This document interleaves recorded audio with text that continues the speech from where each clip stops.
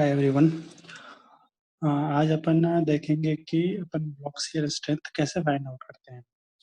Actually block shear strength अपने को निकालने की जरूरत कब पड़ती है, जब भी अपन डिजाइन टेंसाइल स्ट्रेंथ निकाल रहे होते हैं टेंशन मेंबर की, तो उस टाइम पे जो डिजाइन टेंसाइल स्ट्रेंथ होती है वो तीन वैल्यू पर डिपेंड करती है। पहला होता है design tensile strength eight yielding section. दूसरा होता है design tensile strength eight rupture section, और थर्ड वन होता है ब्लॉक शियर स्ट्रेंथ। तो इन तीनों में जो मिनिमम वैल्यू होती है वही अपनी डिजाइन टेंसाइल स्ट्रेंथ होती है किसी भी टेंशन मेंबर की। तो जो भी आपका यील्डिंग सेक्शन पे टेंसाइल स्ट्रेंथ और रप्चर सेक्शन पे टेंसाइल स्ट्रेंथ होता है वो इजीली फाइंड आउट हो जाता है। ब्लॉक शियर स्ट्रेंथ में थोड़ा विजुअलाइजेशन की जरूरत पड़ती है। तो ब्लॉक शियर स्ट्रेंथ निकालने के लिए अपना आईएस कोड ने एक फॉर्मूला दे रखा है, वो आपके मिल जाएंगे आपको पेज नंबर 33 पे, क्लॉज नंबर 6.1 पे। और आपका ना ये स्टील का कोड जो है IS 800 2007 पे। तो जो कोड ने फॉर्मूला दे रखा है ब्लॉक शियर स्ट्रेंथ, वो दो टी जो ये TDB है, इन दोनों में से जो मिनिमम वैल्यू होगी वो अपनी होती है ब्लॉक शियर स्ट्रेंथ। तो ये फॉर्मूला अपने को कोड में दे रखा है इतना। ठीक है, अगर इसको लैंग्वेज में बोला जाए तो इस वैल्यू को बोलते हैं अपन shear strength of gross area at yielding. ठीक है, और इस वैल्यू को अपन बोलते हैं लैंग्वेज में tensile strength of net area at rupture. इस वैल्यू को बोलते हैं अपन shear strength of net area at rupture, और ये वाला वैल्यू हो जाता है अपना tensile strength of cross area at yielding. ठीक है, अब ये जो फॉर्मूला है इसको फाइंड आउट करने में अपने को कोई ज्यादा दिक्कत नहीं आएगी। ज्यादा दिक्कत अपने को कहाँ पर आती है इसमें, तो ये इसमें जो टर्म है अपने, जैसे कि AVG हो गया, ATN हो गया, AVN हो गया और ATY हो गया, ये चार टर्म अपने को फाइंड आउट करने में दिक्कत आती है। बाकी सारी वैल्यू अपने को पता होती है। जैसे कि अपना FY की वैल्यू हो जाए, अपने स्टील के लिए कितना हो जाता है 250 न्यूटन पर mm²। ठीक है, FU की वैल्यू अपनी कितनी हो जाती है 410 न्यूटन पर mm²। तो FU FY की वैल्यू अपने को पता होती है। उसके बाद गामा M1 है, गामा M1 की वैल्यू अपनी कितनी हो जाती है 1.25, और गामा M0 की वैल्यू हो जाती है 1.1। ठीक है, ये सारी वैल्यू अपने को कोड से फाइंड आउट अपन कर सकते हैं, लेकिन अपने को जो वैल्यू चेंज होगी वो चेंज होती है अपनी AVG की, ATN की, AVN की और ATG की। अब ये क्या है, इसको कैसे फाइंड आउट करते हैं अपन देखेंगे आज। ये वैल्यू अपने आपकी जो है ना क्वेश्चन टू क्वेश्चन वेरी करेगी। ठीक है, तो इसको फाइंड आउट करने के लिए मैं एक 3D डायग्राम बना के आपको दिखाऊंगा कि कैसे ये विजुलाइज करके अपन इसको फाइंड आउट कर सकते हैं। देखिए, जो मान लीजिए ये अपना क्या है, प्लेट है। ठीक है, ये प्लेट का 3D डायग्राम है। इस प्लेट पे मान लेते हैं अपन कि कोई टेंसाइल फोर्स लग रहा है यहाँ पे। ठीक है, अगर ये टेंसाइल फोर्स लग रहा है और इस प्लेट पे अपना क्या है, ये मान लेते हैं यहाँ पे बोल्ट लगा है, 1 2 3 और 4, 4 बोल्ट लगे हैं अपने। ठीक है, अगर इस पे ये टेंसाइल फोर्स ऐसे एक्ट कर रहा होता है, तो ये जो ब्लॉक का फेलियर होगा ना, ये दो टाइप से, ये सॉरी, जो अपना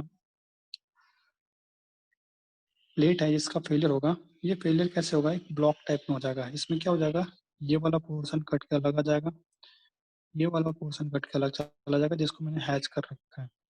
ठीक है, ये वाला पोर्शन कट के रह जाएगा, और बाकी बचा जो पोर्शन है ना आपका,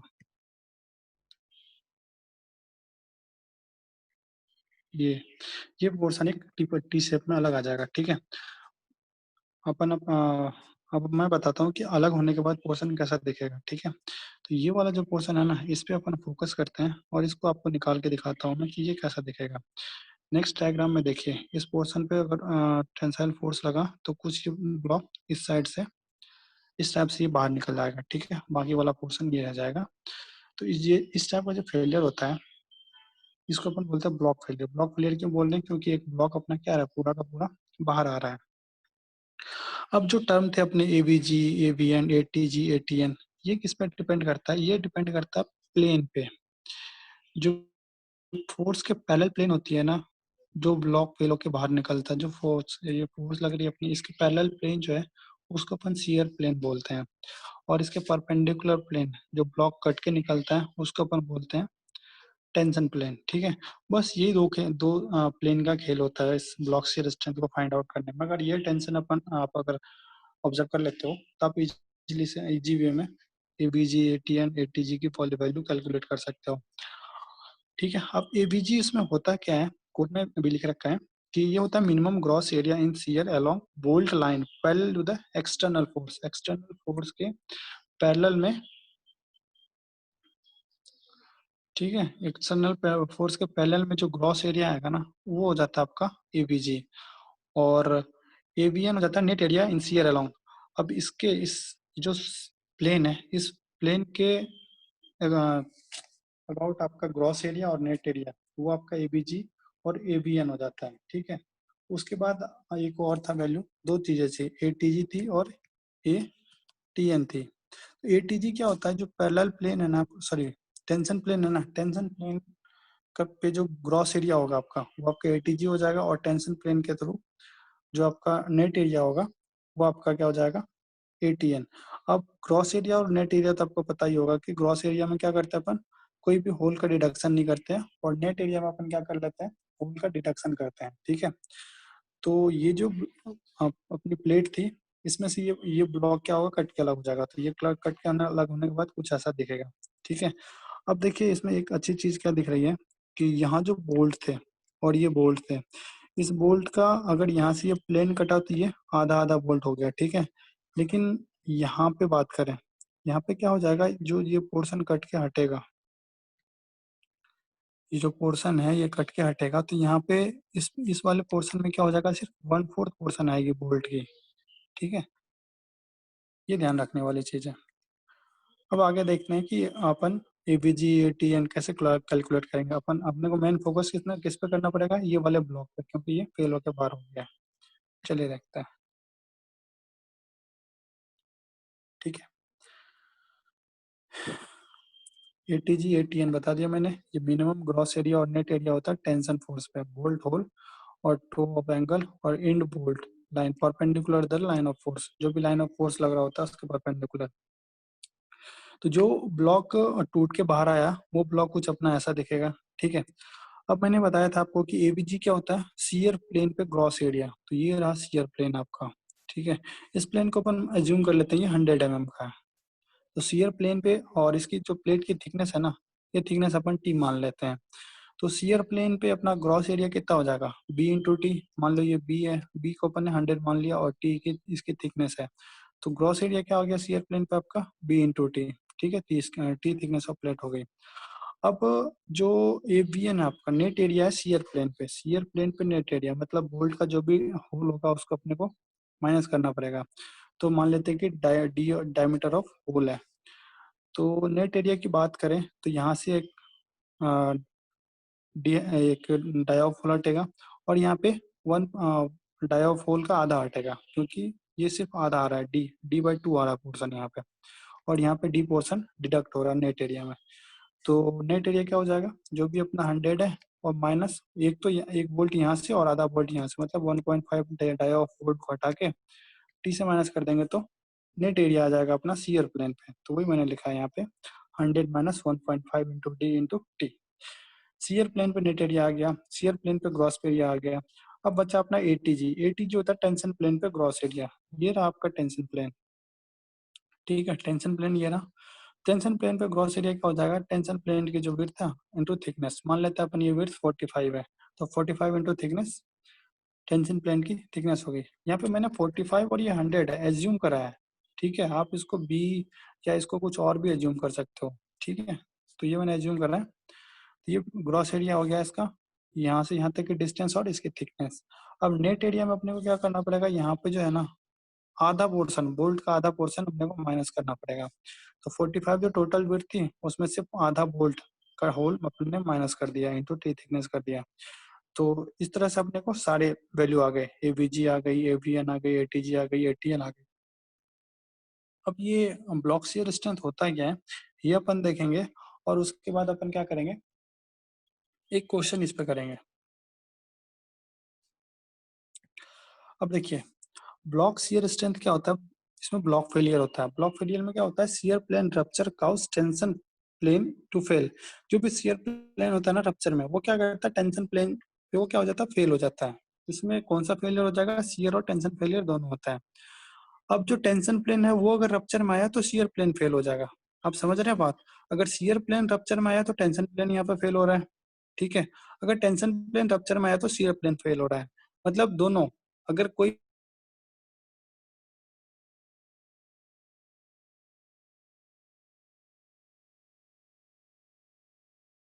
ये shear plane ultimate shear condition, then tension plane was at yield condition। जब shear plane रप्चर में आएगा तो टेंशन प्लेन किस में चल जाएगा, यील्ड कंडीशन में। अगर टेंशन प्लेन रप्चर में गया तो क्या हो जाएगा आपका, शियर प्लेन यील्ड कंडीशन में चला जाएगा, ठीक है। अब ब्लॉक शियर क्या होता है, ब्लॉक शियर होता है it is an segment of block of material at the corner of the connection. अपना जो प्लेट था, इस प्लेट पे क्या हुआ था, इस कॉर्नर से एक प्लेट होके टूट के बाहर आ गया था, वही बोल रहा है। It is a segment of block of material at the corner of connection sheared out due to possible high bearing strength of steel and high strength of bolt. High strength of steel और bolt के कारण जो भी portion block बाहर आ जाता है उसी को अपन ब्लॉक शियर बोलते हैं, ठीक है। अब इस पे अपन एक छोटा सा न्यूमेरिकल कर लेते हैं, उसके बाद उसमें आपके डाउट 100% क्लियर हो जाएंगे, ठीक है। देखिए क्वेश्चन क्या लिखा हुआ आपका, determine the block shear strength of the tension member as shown in the figure. जो फिगर में टेंशन मेंबर आपका दिखाया हुआ है, ये आपका गसेट प्लेट हो जाता है और ये angle section I S 50 into 8, ये एंगल सेक्शन कनेक्टेड है। एंगल सेक्शन, और एक बात और यहाँ पे जानना, ये जो दो लाइनें हैं जो एंगल सेक्शन दिखा रहा है, ये आपका फ्लेंज को दिखा रहा है, ठीक है। तो फ्लेंज से सीजी की दूरी और आउटर लेग जो है अनकनेक्टेड है, तो उससे सीजी की दूरी दी 45 और 35। तो ये जो अपना प्लेट दिया हुआ है, इसमें जो ब्लॉक अगर फेल होकर कोई आएगा, तो मतलब ये वाला ब्लॉक फेल होकर आएगा यहाँ से, सॉरी, यहाँ से ये ब्लॉक फेल होकर आएगा ब्लॉक शियर में। तो जो फेलियर वाला ब्लॉक होगा, अगर अपन उसको उसकी डायग्राम बना लेंगे तो अपना आराम से ब्लॉक शियर रेजिस्टेंस निकाल सकते हैं। तो इस वाले का डायग्राम बनाएंगे तो वो ब्लॉक कुछ ऐसा दिखेगा।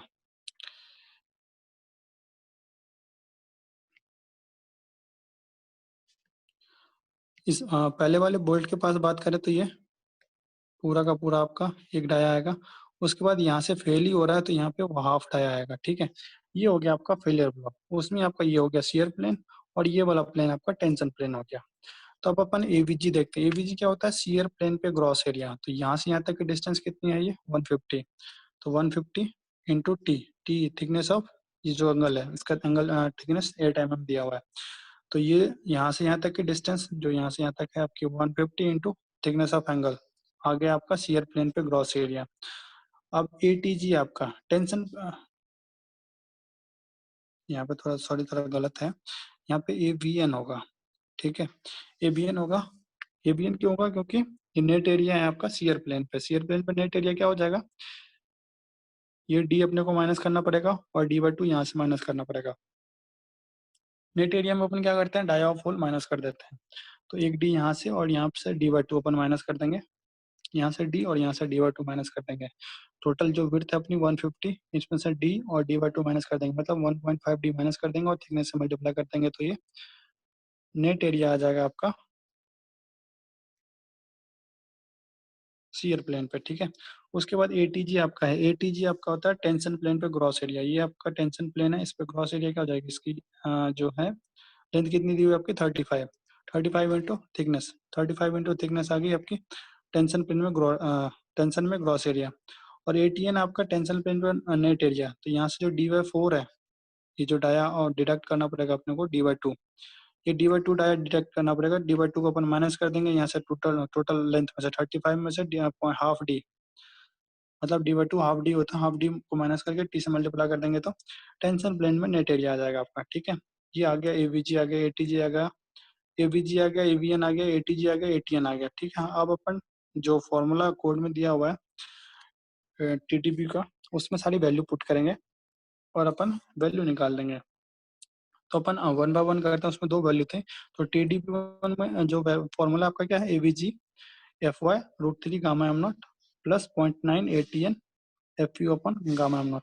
एक को याद करने वाली अगर आपको कोई डाउट हो तो कभी कभी ये याद रखना, जब भी नेट एरिया कंसीडर करते हैं अपन तो अपन फैक्टर जो है 0.9 का लेते हैं। तो यहाँ से एवीजी अपन ने ये कैलकुलेट हो गया अपना। उसके बाद एटीएन, एटीएन अपन ने ये वाला कैलकुलेट कर लिया। इसमें वैल्यू पुट करते हैं और इसको देखते हैं कि कितनी वैल्यू आ रही है इसकी। वैल्यू पुट करने के बाद TDB1 आ रहा है आपका 218.86, TDB2 जो आपका फॉर्मूला है वो क्या 0.9 ABN FU upon √3 gamma am not M1 ATGFY। तो इसमें अपन ने सारी वैल्यू निकाल रखी है, ठीक है। FU अपने को पता है 410 होती है, FY पता है 250 होती है। तो सारी वैल्यू रखने के बाद TDB2 आ गया आपका 231.35। अब जो अपनी शियर स्ट्रेंथ की वैल्यू होती है वो दोनों में से मिनिमम होती है। ब्लॉक शियर स्ट्रेंथ की जो वैल्यू होती है ना वो मिनिमम होती है TDB1 और TDB2 में। दोनों में से मिनिमम वैल्यू कौन सी है आपकी? मिनिमम वैल्यू वही है 218 वाली, तो 218.86। इस तरह से अपन ब्लॉक शियर स्ट्रेंथ को फाइंड आउट करते हैं, ठीक है। अगर आपको कोई दिक्कत हो तो आप कमेंट सेक्शन में बता सकते हो। बाकी हम होप करते हैं कि आपकी वीडियो, आपको ये वीडियो अच्छा लगा होगा। Thank you.